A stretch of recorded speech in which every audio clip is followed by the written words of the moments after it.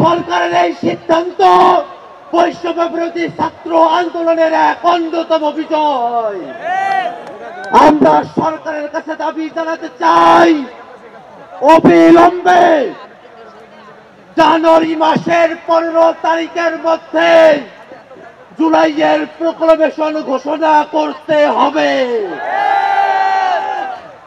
বাংলাদেশের মানুষ এক নতুন সংবিধান প্রত্যাশা করে। আমাদেরকে বলা হয় নতুন সংবিধান করবে, তার ম্যান্ডেট কোথায়? আমরা বলি নতুন সংবিধান নির্বাচিত প্রতিনিধিদের মাধ্যমেই হবে। বাংলাদেশের আগামী নির্বাচন হবে গণপরিষদ নির্বাচন।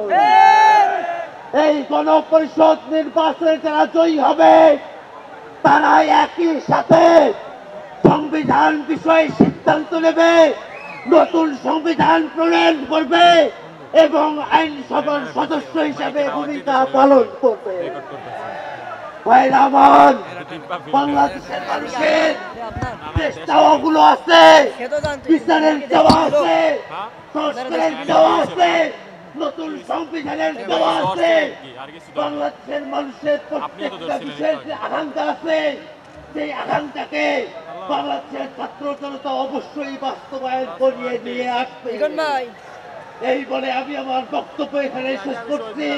ধন্যবাদ সকলকে।